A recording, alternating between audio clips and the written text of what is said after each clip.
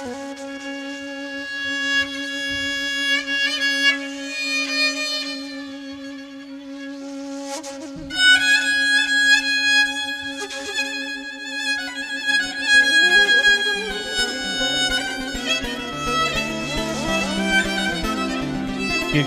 üstüne kilidi vurup, eşiğe gözyaşı döküp gitmişler.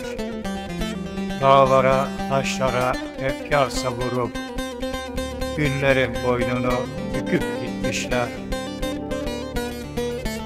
Duvarda Hamidi ipi eleği, askıda ağarmış tozlu yeleği, ocaklık içinde çanak çömleği, almadan öylece çıkıp gitmişler. Kimisi canına okumak için, kimisi hasreti dokumak için, kimisi ömrünce şarkımak için gurbete türküler yakıp gitmişler.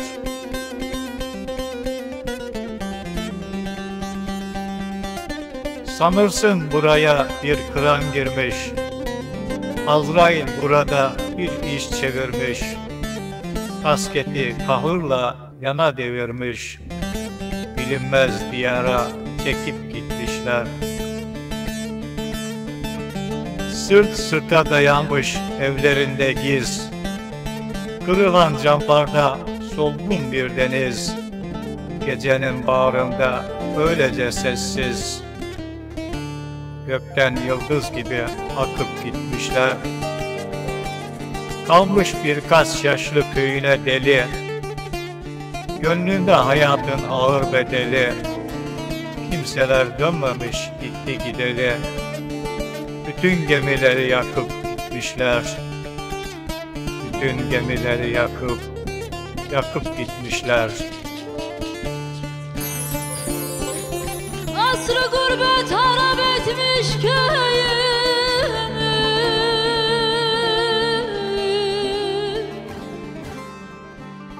bülbül gitmiş, baykuş konmuş, gel hele gel hele gel hele gel hele gel hele gel hele.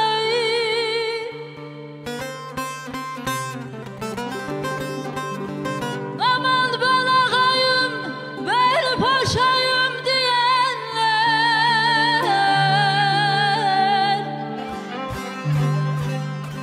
kapıları kilitlemişler, gel hele gel hele gel hele gel hele gel hele gel hele.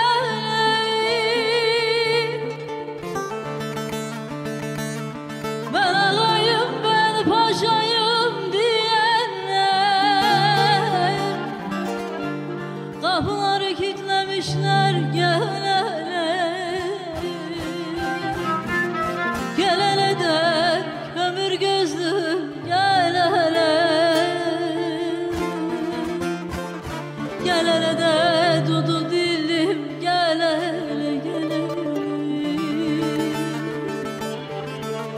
Ben ağayım, ben paşayım diyenler,